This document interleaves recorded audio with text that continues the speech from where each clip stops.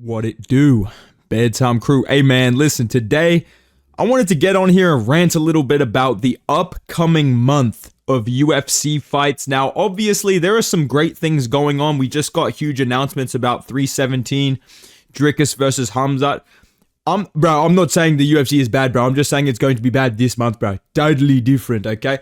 But when you look at the next couple of weeks of fights, we got back-to-back fucking Apex cards, WMMA main event, and then this is all building up. I mean, dude, who doesn't want to see Merab versus O'Malley 2? I mean, I have been losing sleep out of excitement to see Merab versus O'Malley 2. It's literally a completely different fight. So much time has passed from the first one that it's really hard to tell what's going to happen, what it might look like. And I really cannot wait to see that fight. But listen, dude, I just wanted to talk about some problems that I have right now, man. I'm just going to get on here and rant a little bit. The first thing, like I said, why are we still in the fucking Apex? Why is Michael Morales looking at me like that, bro? Why is this guy trying to fucking rizz me up right now, dude? We've got Burns versus Morales, not even a bad main event, but it's in the Apex, which just means there's been zero promotion. There is zero fucking Instagram posts about this. I'm forgetting this card is happening every day until I check Twitter or something, and then I remember this is happening. And I'm not even going to talk about this. Like, I'm not even going to, like, you can't even see their face. They're just staring at me. I mean, hey, who wouldn't, right? But listen, dude. We've got two Apex main events back-to-back, and then we've got UFC 316. The thing that pisses me off about these cards is Dana White. I feel like what this guy's trying to do, he's trying to gaslight us into caring about UFC 316 because he's putting together these slop fucking cards. When you look at this fucking card before 316, who the fuck is this? Who the fuck is this guy? You know what I mean? I could keep going through this. Who is this guy? Come on, dude. That's fucking Macy Shasta. Why is she on the prelims? Bro, you know what I mean? Oban Elliott, oh my god, brother, I'm a superstar. Fighting in the Apex prelims against Ramiz Brahimaj, bro. You cannot make this shit up. They do not care about the UFC until UFC 316. They're like, fuck it, whatever. Let's just press X on the controller until we get to 316. They're just spamming completely random fucking matchups. And the worst part about the Apex, I've said this before, even these cards, like, I'm gonna be honest, bro. This Burns versus Morales card is not even that bad. Maybe I've been psyoped by Dana White. This is not even that bad. Some of these are actually good fights, dude. Like Burns versus Morales, good fight. Probably should be a co-main event or something bigger, but I'm not mad at it, right? Some of these are entertaining, like Stoltz versus Ruziboyev. I'm excited for that. You know, Julian Erosa versus Melky Costa. Why the fuck does Gabe Green look like fucking Kratos now? But regardless of that, these fights are not even that bad. It's just the fact that you know for a fact when you watch these fights, even if they're entertaining, because people will go on here and they'll be like, dude, it's always the cards, man. It's always these cards that end up being fucking bangers, dude. The finishes mean absolutely fucking nothing when the only people watching them are billionaires sitting cage side. Woo! Yeah. Go Burns. You can hear individual fucking people in the Apex, and people don't see a problem with this. I'm so fucking sick of this shit, man. And it just lets them put together these disgusting, stinky, horrible cards headlined by fights that you could never force a paying customer that's not a complete fucking NPC like Mark Zuckerberg or something to pay to go and see. No one's getting in the car and going, yeah, dude, we're gonna go watch Blanchfield vs. Barber tonight, bro. You wanna come get some $600 tickets to Blanchfield versus Barber? No. Fuck that. Okay, dude? That's the thing that annoys me. The Apex, even if these matchups end up being great, like let's just go through these cards. Let's just act like every single fight on this fucking card ends up being a finish, right? You know, Burns fucking flukes a sub. You know, Rodolfo Gelato finishes Paul Craig. You know, Myron Santos oils up, gets a KO. You know what I mean? Ruziboyev KO probably gonna happen, right? Let's say every single, oh my fucking god, it's 3 women's fights out of the first 4 prelims. Holy fuck, dude. Let's say all of these end in a finish. Okay, it is not going to hit anywhere near the same as if they went to a decision in front of a crowd. That is just a straight up fact. The energy of a hometown or packed arena crowd is completely different, not only for the fighters, Like anyone that's fought knows, if you're fighting in a quiet little fucking gym with like 6 people there, it doesn't feel like a fight. When you've got a fucking crowd there and like lights and music and all this shit going on, you instantly lock in. It's instantly just different, right? It's better for the fighters to be in front of a crowd. It's better for the UFC to be in front of a crowd. You can actually promote this shit instead of people tuning into your sport and they feel, is this like a rerun from COVID? It's fucking embarrassing, dog. It's literally fucking embarrassing, bro. When you look at some of these fights, people are like, oh, what are you doing on the weekend? Oh, I'm watching UFC. I'm sitting around watching people. There's more people in my house than there is in the Apex sometimes during these fucking cards. What the fuck, dude? 2 people come over. We've got the same amount of people as there is in the front row at the Apex. You don't see a problem with this? It's 2025. There should not be events on in 2025 that feel like there is a fucking COVID lockdown happening. That's what the Apex does to this shit. And meanwhile, where is Dana White during this? Listen, kid, how do you not do Canelo versus Jake? Listen, this is a badass fight, kid. We got Canelo and Crawford. We're going to be giving the winner $50K and tickets to Power Slap. This guy's playing for the other team, dude. Pause. Not like John Jones type of shit. This guy's playing for the other fucking team.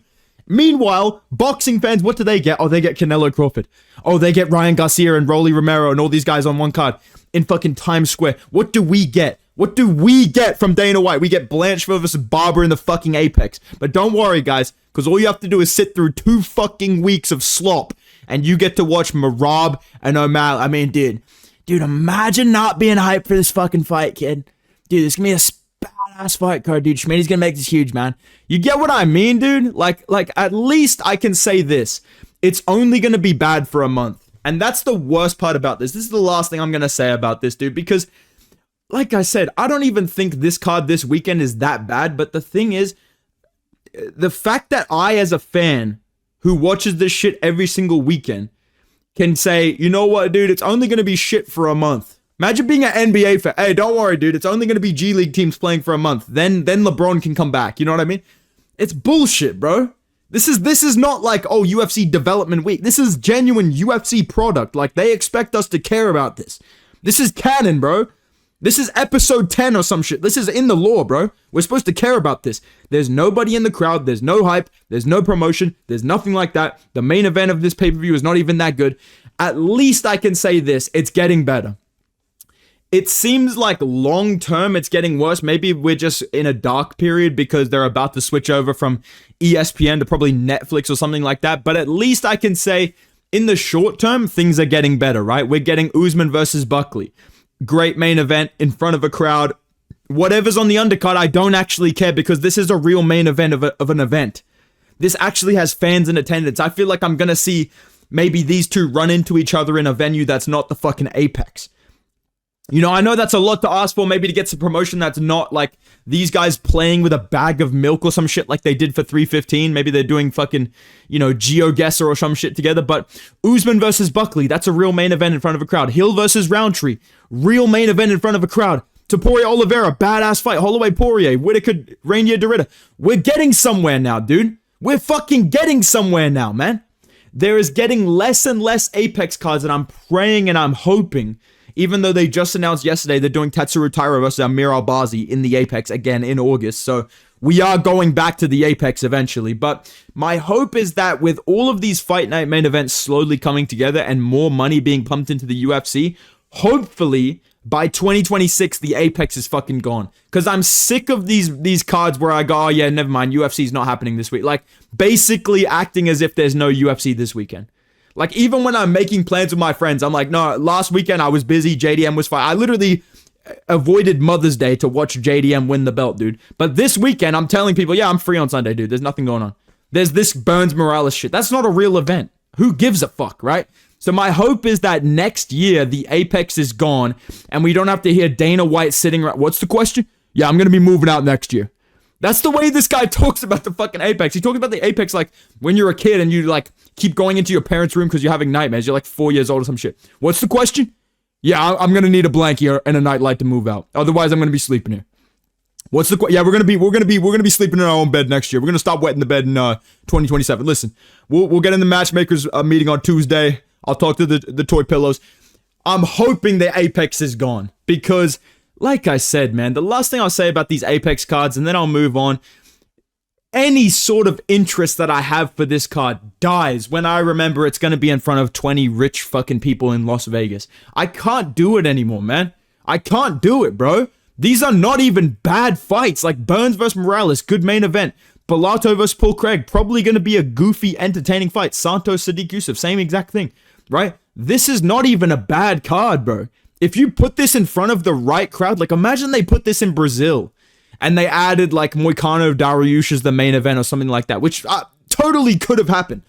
Both of those guys have taken 0 damage in their last fight in January. So that could have easily headlined a fight night in Brazil right now, this weekend. This is the co-main event. Boom. There you go. You have an actual fight card, right? Same with this Blanchfield Barber. I'm not going to defend this one as much as I'm defending Burns vs. Morales. Like Burns vs. Morales, there's actually some fights I'm looking forward to seeing on there. Blanchfield versus Barber, this is fucking disgusting. This is absolutely criminal behavior by the UFC. It's got every staple you could possibly ask for. Macy Barber, don't try and change my opinion on this. Get off my screen, okay? Don't try and change my opinion on this, all right? Women's main event. Gamrot co-main event against some random... I'm not going to call Ludovic Clan some random. I'm just hating, but, you know. Unranked lightweight main event. Badass fight. They got Billy Ray Goff. They literally have the results on the website. They literally said he's going to KO this random fucking South Korean guy. What the fuck, man? Dustin Jacoby's fighting like Alex Pereira's coach on Ozempic over here. And then we've got these two chinny fucking eggheads opening up the card. What's the question? Yeah, ESPN's badass. You get cards like this every weekend for $27 a month, dude. I'm just fucking sick of these Apex cards, man. Like, the biggest thing I needed to rant about is just there's no promotion. The main events are hit or miss. Like, they're getting better, like I said, in front of a crowd with a tiny bit of promotion makes such a big difference. I can see it on the side of being a YouTuber as well. I'm sure you guys that don't talk about the sport for a living or anything like that, you can feel the level of interest that you have for Burns versus Morales as opposed to even a fight, like a mid-level fight night in front of a crowd. Like UFC Seattle or some shit like that. I was a million times more interested in that fight week than I am in this fight week. The cards are not even that different. And I feel like they don't even need that much difference. Like I said, Burns versus Morales, boom. You add Moicano versus Dariush in the main event. Put it in Brazil in front of a crowd. Boom. That's a card. That's actually a watchable event that I might be like, oh my God, I want to see this main event. I don't know, right? You know, oh, they got Burns versus Morales there too. That's a great fight. That's it. That's all you have to do. Blanchfield versus Barber. I don't know if I could save this fucking nightmare. Maybe if you put this in front of a crowd and they added in like Aaron Pico debuting in the main event. He was supposed to debut on this card against Evloev, and then they realized, what the fuck are we doing? Imagine this was headlined by like Aaron Pico versus Aljamain Sterling. That would be kind of a debate. I think there would be people out there going, you know what, dude, I don't know if Aaron Pico beats Aljo. Or, yeah, dude, Aljo smokes Aaron Pico, or Aaron Pico smokes Aljo. That's kind of an intriguing question. We want to see if Aaron Pico can hang with a championship-level fighter. That's a male main event. That's all you have to add to this card. You need to add an actual top 10 level male main event. I'm sorry. Not a single soul walking the fucking earth. And you guys know me. I'm the meme guy of like, oh, you Julian Pena, Kayla Harrison. I know that's a meme of me. I'm going to say this straight up, and I'm sorry if this gets me kicked out of the fucking local coffee shop run by Corey Sandhagen. I don't give a fuck, dude. I'm sick of this. I'm going to say it, and I'm just going to say it like it is.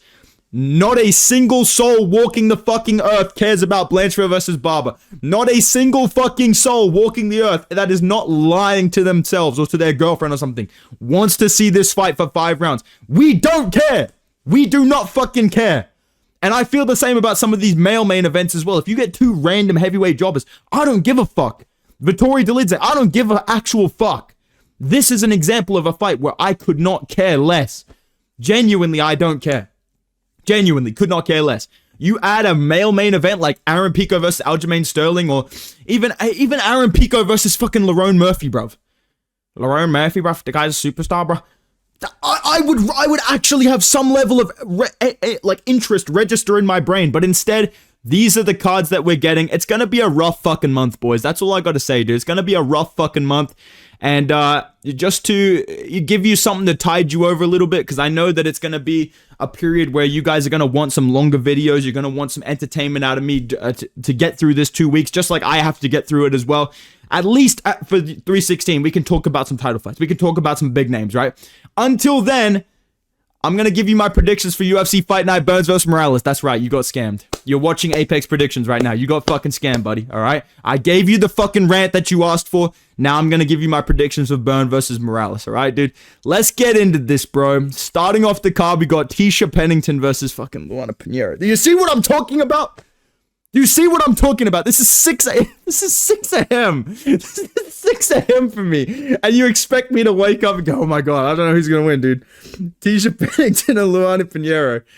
6 a.m., brother. We will be there. On everyone's soul watching this video, we will all be waking up at 6 a.m. to watch this on Sunday, bro. I will be waking up to watch this. I think Tisha Pennington's going to win that, dude. Luana Pinheiro is a bit of a jobber at women's strawweight. Pennington, I keep picking against her, and she low-key just wins by decision every time. She just beat Carla Esparza. Was a close fight, but it's still Carla Esparza. I mean, she's a fucking legend, dude. She got a retirement video, and Stipe and Jose Aldo didn't. So, by my logic of the UFC, that means Carla Esparza is a legend. So, I'm going to say Tisha Pennington wins this one by decision. Okay, dude? Next fight on the card. I'm pretty excited about this. I think this is like a hardcore matchup that people would be pretty interested to see. We got Park Hyung-sung versus Carlos Hernandez.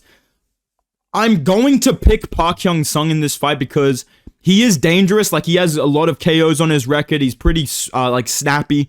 He's a bit younger than Carlos Hernandez. Not really been through the same amount of damage. Hernandez got KO'd by Tetsuro Taira. He lost to Ray Soroya. I believe he's coming off a win.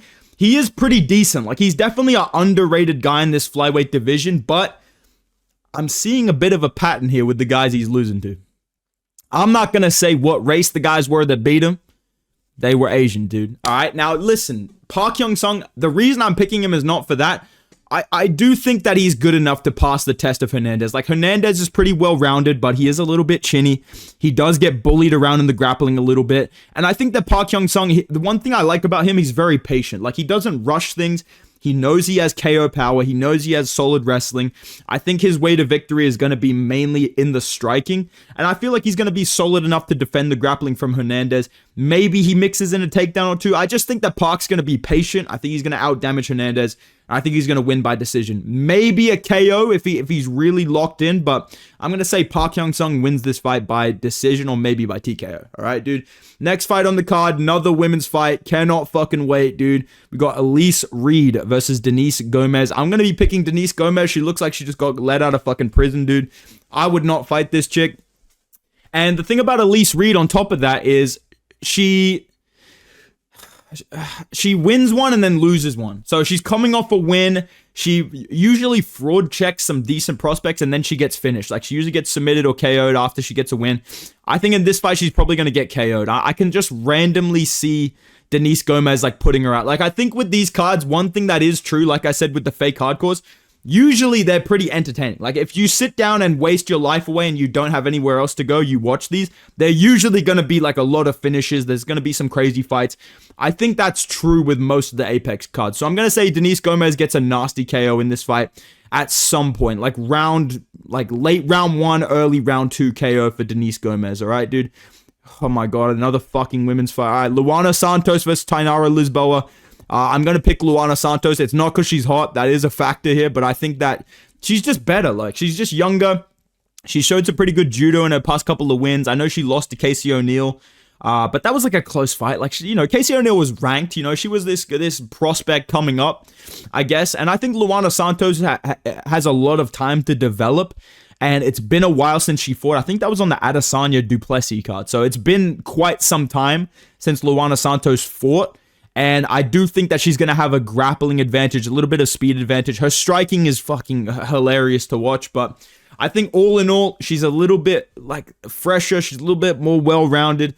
I think she's going to get this one done, probably by decision, maybe a submission. I don't know, because Lisboa does have some good grappling, but I'm going to say Santos just beats her, dude, all right? Next fight on the card, Yalda Deval versus Connor Matthews. I'm gonna pick Yalda Deval, dude. I know that I usually don't pick these guys debuting in the UFC, but I'm gonna say he gets this one done by knockout. I think that even though he's at a bit of a reach disadvantage, Conor Matthews' entire UFC career has just been getting slumped, dude. Like, I've seen this guy get knocked out by Dennis Bazukia and one other guy, I don't even remember. Oh, it was like Jose Delgado or something like that. Yeah, so I think this guy's a little bit chinny. I think he's on his way out of the UFC, unfortunately.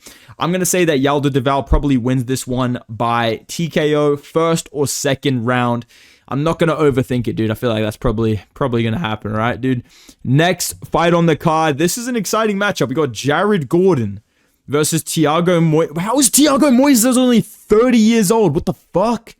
I feel like this guy's been in the UFC for so long. I feel like bro has the fighting resume of like a 35-year-old, and Jared Gordon looks literally 40 years old. But I'm going to be picking Jared Gordon to win this fight. I know that Thiago Moises is a little bit younger. I think he ended up ranked a little bit higher. Obviously, the peak of Jared Gordon's career, mate, nobody talks about it, lads. Paddy the baddie, lad. You could hit Gordon with a fucking baseball bat, lad. He wouldn't go down, lad. You know what I mean? Fucking hell, lad. Regardless of that, I will be picking Jared Gordon to win this fight because there's a real thing here. Both of these guys, throughout their career, they spam the method of winning one and losing one. And if you look at their resumes right now, Thiago Moises is coming off a win. Jared Gordon is coming off a loss. I think that Jared Gordon's going to win this fight. I think he's going to piece up Thiago Moises on the feet a little bit. He's got this weird fighting style when just a general appearance that you look at him and you feel like he's going to get fucking smoked, but most of the time he doesn't. Like, he's actually a pretty solid wrestler. He's got some good ground game. His boxing is pretty clean. He won his last fight against fucking Nasrat Haqparast and got robbed. And I feel like even though he's had some bad losses, like the Bobby Green knockout was definitely not good for his career, even though it ended up being a no contest. Outside of that, he's had a couple of losses, but most of them have been very, very close decisions. You could arguably give those fights to Jared Gordon, whereas his last win, he beat Mark Madsen. So I'm going to say that Jared Gordon does win this one. I think he's going to have better cardio. I think that he can defend the grappling of Thiago Moises, and I think he's going to have an advantage in the boxing. I think Thiago Moises has good kicks and pretty solid wrestling, but like I said, Jared Gordon, I think he can nullify that a little bit. He's well-rounded. He's experienced. He's still got it. I know he looks like somebody's fucking Uber driver, like straight up, but I actually think Jared Gordon's pretty underrated.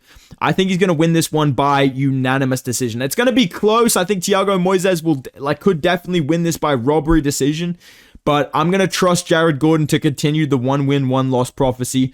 I'm going to say he wins this by like 29-28 decision. All right, dude. Headlining the prelims, we've got Gabe Green. Again, why the fuck was he looking like literally built like Kratos in that photo on the UFC website? And he's going to be fighting Mateus Camilo. Now, Camilo is a favorite. He is a dangerous Brazilian prospect, but I'm going to pick fucking Gabe Green. I was going to say Jared Green for some reason. I don't know why. I'm going to pick Gabe Green to win this fight by decision. I think this is going to be a cheeky little fraud check right here, dude. When I'm looking at the rest of 2025 and a little bit of 2024, when you get these debuting guys that are extremely young, they only have 1 or 2 losses, a lot of the time, for some reason, they lose their debut. And I feel like Gabe Green is a pretty tough fighter, especially against Camilo, who has a lot of finishes on his record. I think he's going to have a very good first round. I think he may rock Gabe Green, maybe, drop him at some point. But I think that Gabe Green, you look at his resume, he got fucking smoked by Brian Battle, but that's because he turned into fucking Benoit. Bro literally thought he was Benoit Saint-Denis. But he literally thought he was fucking Don Fry and just ran across at Brian Battle, got slumped. Outside of that, he looked pretty decent against Ian Gary. He looked pretty decent in some of his losses. He's fought D-Rod. He's fought some other guys at welterweight. All of those fights went the distance. He got chinned in his last fight, but that was because of his game plan more than his chin, in my opinion. And I think at lightweight, he's going to have had enough time off to make this weight class. I think that he's going to fight a little bit smarter, and I think against a 155er, he can get this one done with a little bit of a size advantage, with a bit of a power advantage probably. And I think his chin's going to hold up against a 155er. If you can go in there against soy body Ian Gary, pre-fucking, I've gone out there and had a leek stew for dinner, but pre-Ian Gary at that point in his career, and D-Rod, and not get chinned, and the only time you get chinned is by Brian Battle, because you think you're fucking Takayama or some shit. I think Gabe Green is going to be a little bit tougher than people might expect. I think he's going to lose the first round, and I think he's going to win round 2 and 3. Not super confident. I just don't really know anything about Mateus Camilio, so I'm going to say Gabe Green low-key fraud checks him. So my picks for the prelims, I got Gabe Green, I got Jared Gordon, I got Yadlier Davalio, whatever the kid name is. I got Luana Santos, Denise Gomez, I got Park Hyung-sung, and I got Tisha Pennington on the prelims, right, dude? Moving on now to the main card, Julian Erosa versus Melchizael Costa. Very intriguing matchup. Bit of a coin flip, bro. I'm not gonna lie. This is straight up a coin flip fucking matchup. I know people make fun of me for treating fights like that, but it genuinely is in this one. Because I shit you not, I could see a world where these two lose or beat any unranked opponent at 145. I could literally see these guys beating or losing literally any person on the UFC roster in the 145 division that's not ranked. I'm not joking. I could genuinely see that either way. I'm going to pick Melchizael Costa to win this fight. He's on a pretty fucking good run right now. I think he's going to be able to nullify the grappling of Julian Erosa, which is kind of nasty. Like, he does have a good guillotine. You need to watch out for that. But I think that when you look at these two on the feet, Melchizael Costa, he's younger. He's a little bit quicker. He's not probably a little bit more powerful. Not like a huge difference where I'd say he'd KO, what's this guy's name? Julian Erosa. But Julian Erosa's last fight, he looked so fucking slow. Like, he's fighting Darren Elkins and he still looks like it's underwater. Like, it was noticeably slow, that fight. The commentary even was like saying that it looked like it was underwater. So I think that on the feet, Melchizael Costa is going to have a huge speed advantage. I think he's going to be able to piece up Erosa a little bit, maybe rock him at some point. And I think that the only way that Erosa wins this fight is if Costa shoots a bad takedown and gets guillotined. I don't think Erosa is going to have an easy time taking down Costa, whereas I think Costa can win on the feet. I think if he mixes up his grappling smartly, he might be able to get a W. And I think that even though Erosa finished Christian Rodriguez, the MMA math doesn't really add up because that was like a very quick finish. Like, that was very quickly into that fight, whereas Melchizael Costa beat him by decision. So I'm going to say that Melchizael Costa wins mainly via striking. I think he's going to have a huge speed and power advantage, probably a chin advantage as well. And if he doesn't throw himself into a guillotine, which may happen, I think he gets this one done. All right, dude. Next fight up, Dustin Stoltzfus versus Nursultan Ruziboyev. Ruziboyev in 3. Come on, dude. I'm not picking fucking Dustin Stoltzfus, bro. Whatever this kid's name is. Dude, I'm telling you, bro. There was one fight. I don't know if it was on the channel or maybe it was just on an Instagram post, but Dustin Stoltzfus was fighting Bruno Ferreira, and I thought I was a fucking genius because I was like, you know what, guys? Stoltzfus is pretty underrated, dude. He's pretty crafty. You know, he's got some slick little BJJ. I think he's going to beat Bruno Ferreira. He got spinning elbowed out cold, bro. I'm not going to overthink this, man. When Dustin Stoltzfus fights somebody with power and they don't break their arm like Big Salty Joe Pyfer, he loses. If he's fighting a bum middleweight, he will sub you or he will KO you, right? He's an exciting guy, but I don't think this guy beats Nursultan Ruziboyev. I think he will get chinned inside 2 rounds brutally, probably inside 1 round. I'm going to pick Ruziboyev pretty confidently by knockout in that fight. Featured fight of the card, random ass fight. We got Sadiq Youssef moving up to lightweight, taking on Myron Santos, also moving up to lightweight. I'm going to pick Myron Santos, dude. I'm going to pick Myron Santos. I know that Sadiq Youssef is pretty beloved by some fans. But the thing about Youssef is he's just chinny, dude. Like, I'm sorry. Sadiq Youssef made people think that Diego Lopez is going to KO Brian Ortega and Volkanovski. Like, Sadiq Youssef is chinny, bro. You're getting put out by, like, uppercuts in the clinch, bro. And I think even against Edson Barbozo, it got exposed a little bit because He came out really aggressive. He rocks Barboza. And we saw Lerone Murphy, the youngest, hottest prospect at 145, continue that assault on Edson Barboza. But Yusuf genuinely got wobbled badly and almost KO'd by Edson Barboza one fight before that. And I think that, yes, Santos is coming off a robbery win, but he has a power advantage. I would say he definitely has a chin advantage. I think that the size of these guys is not going to be as big of a factor because they're both 45ers moving up to 155. If anything, I think Santos is going to have a little bit of a size advantage himself. So I'm going to say that this fight plays out like this. Sodiq Yusuff comes out there in the first round, calf kicks, jabs at range, looking really technical, looking like, oh my god, dude, Sodiq Yusuff's a fucking monster, bro. Maybe gets a takedown, maybe rocks Santos early on. I think eventually at some point Sodiq Yusuff's going to get over aggressive and I think he's going to get KO'd, dude. I can just see him like rushing into a blitz and Santos just catches him with a big right hand on as he comes in and Sodiq Yusuff just like wobbling and falling all over the cage. I'm going to say that Myron Santos, shout out Thiago Santos, man. People fucking forget, dude. Prime Maheta back in the Apex, dude. But listen, man, I think Myron Santos is going to wobble Sodiq Yusuff badly. I think he's going to put him on Crip Street. I think he's going to be dancing around the cage. I think that Myron Santos is going to win by TKO in like round 2. Maybe like late round 1. I'm going to say round 2 though. I'm going to say Myron Santos, like I said, drops the first round, looks kind of shit. Just being really patient. He is good at that. Like he can build into fights a little bit. He does have good speed.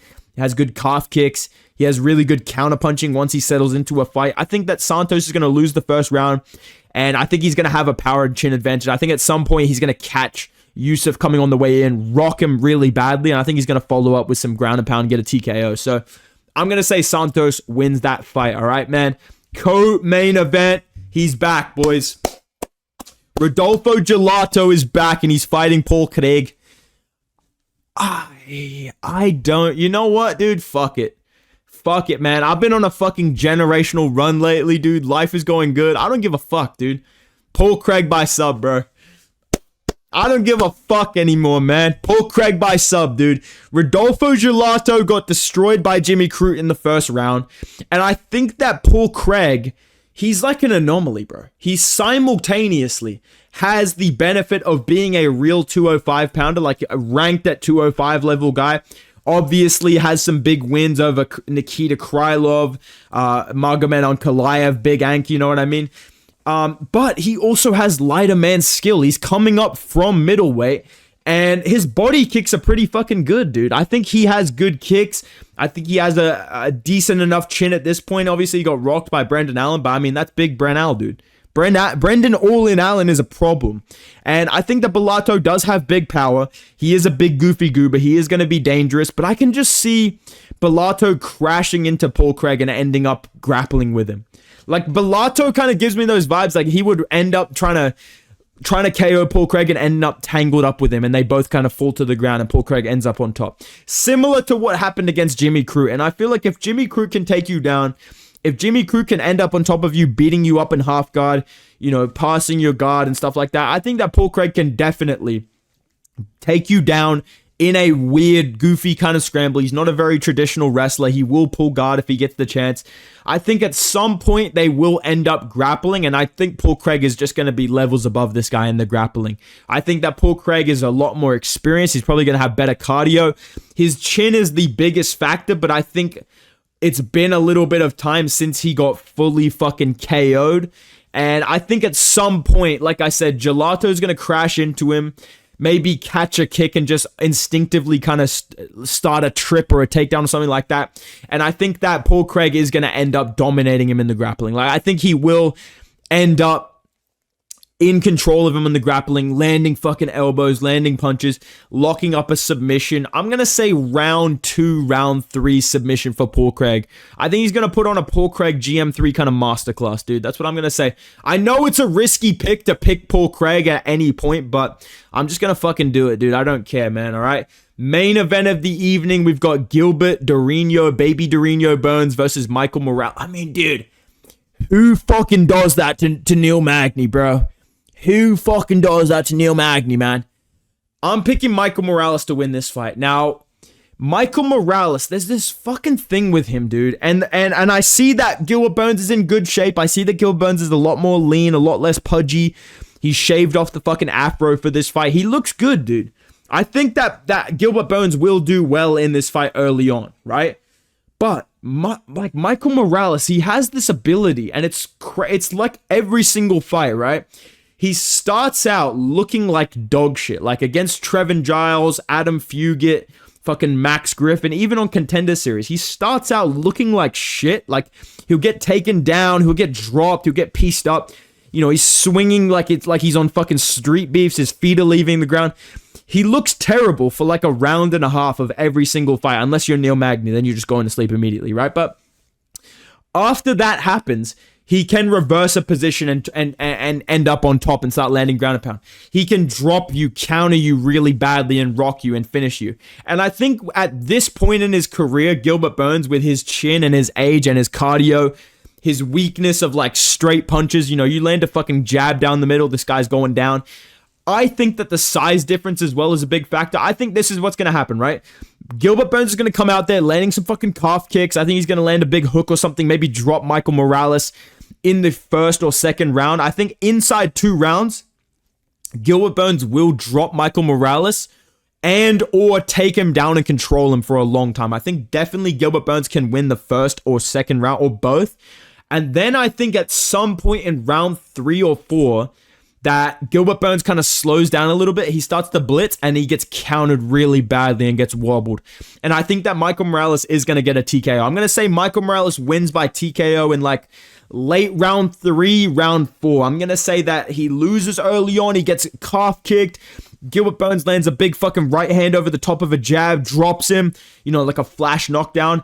Gets a hold of him, takes him down, you know, stuff like that.